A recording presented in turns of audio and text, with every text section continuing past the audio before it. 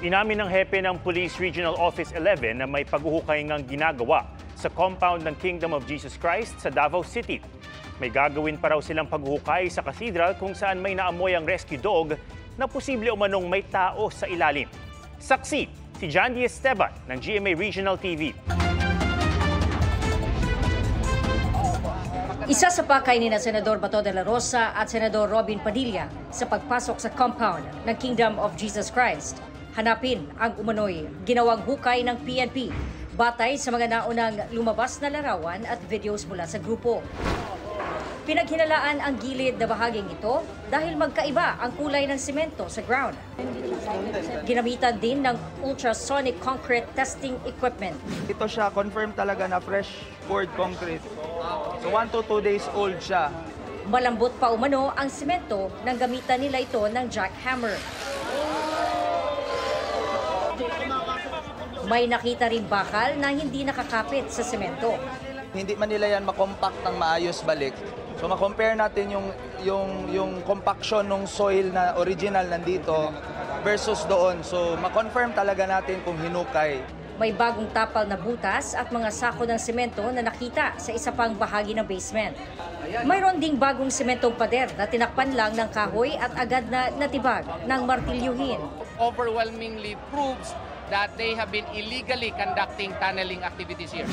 Sa pagdinig ng Senado na idinao sa Session Hall ng Sangguniang Panlusod sa Davao City, muling idiniin ni Attorney Israelito Torion, ang legal counsel ng KOJC, na kinikwestiyon pa sa korte ang validity ng arrest warrant, kaya't hindi umano ito magiging lisensya upang magsagawa ng paggalugad.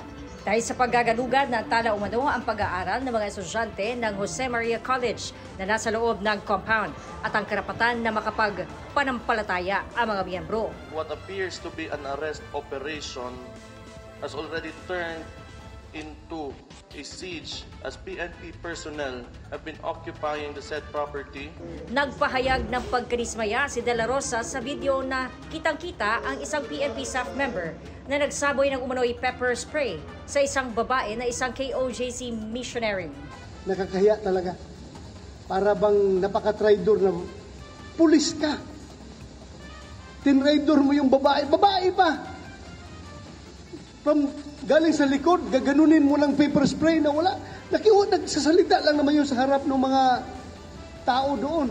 Sagot ni PRO 11 Chief Brigadier General Nicolas Torre, na-relieve na nila ang naturang pulis at iniimbestigahan nila ito. Inamin ni Torre na may paghuhukay na nangyari at inaming hindi rin siya nakasecure ng permit sa paghuhukay sa basement ng eskwelahan.